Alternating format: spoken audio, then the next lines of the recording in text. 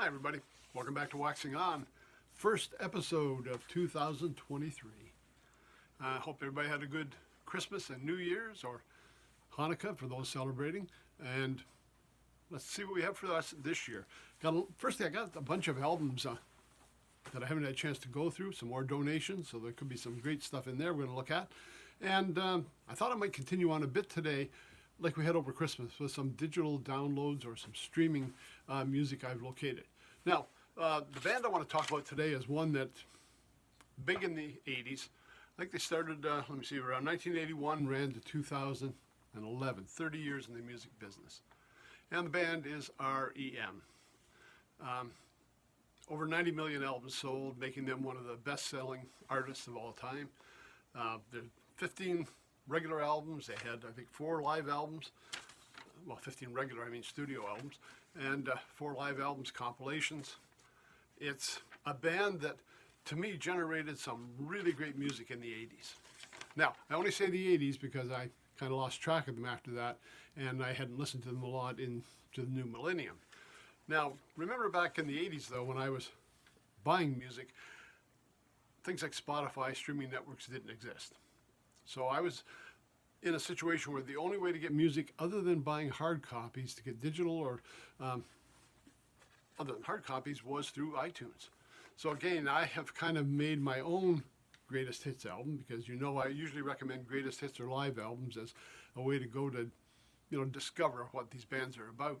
So I made my own greatest hits album, and it is kind of limited because at that time, again, I was paying for the music, and not like we do with the streaming networks now where everything is available. So I'm only going to hit on a couple of albums, but these were songs that, to me, really showed what that band was all about and what I considered some of the best music they created during that time period. Again, remember, I haven't heard the later years yet, but I'm looking forward to it now with streaming. Okay, R.E.M. Let's take a quick look at who's playing in the band. On drums, we got Bill Berry. Bass was Mike Miles. Guitar, Peter Buck. And of course, on vocals, Michael Stipe. And again, I think this music becomes magical because of Michael Stipe's delivery and his personality and his vocals with the band. To me, a lot of these songs would not have been the hits they were, I don't think, without his contribution.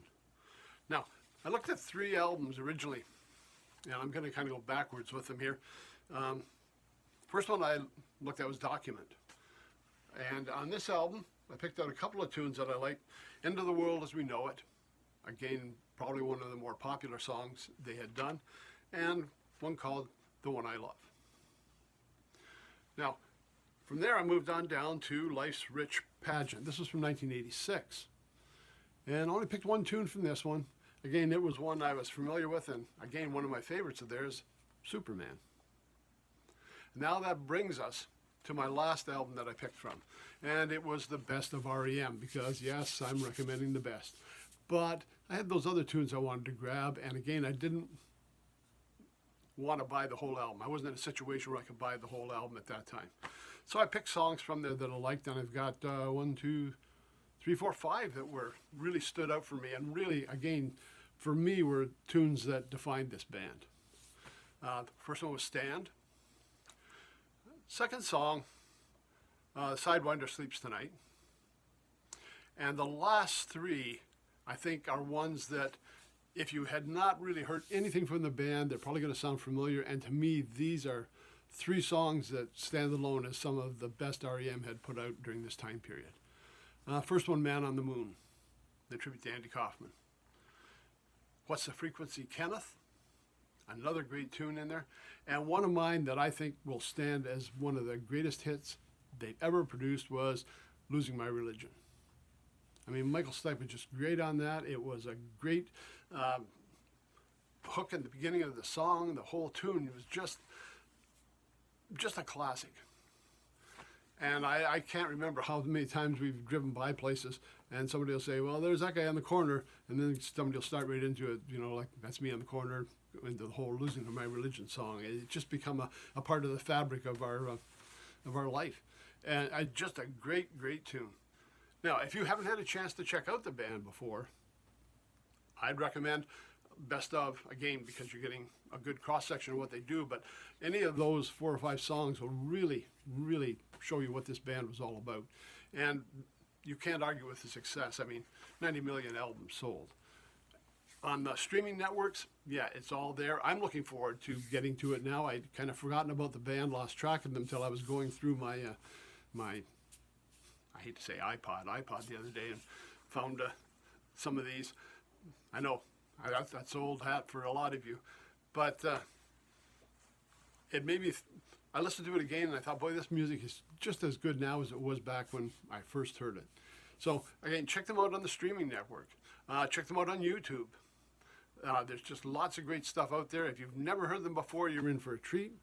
If you have heard them before, you know what I'm talking about. And for me, I'm looking forward to getting into some of their later work and kind of exploring it now that the streaming network makes that available to me. So today, kicking off 2023, it's R.E.M.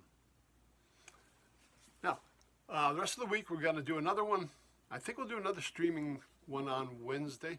Thursday, we're going to take a look at an album that I've just received my last collection. I hope to bring it in.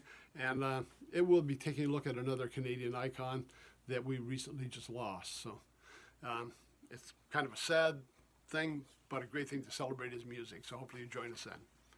So that's it. Monday, January 2nd. Hope everybody's kicking off a good new year.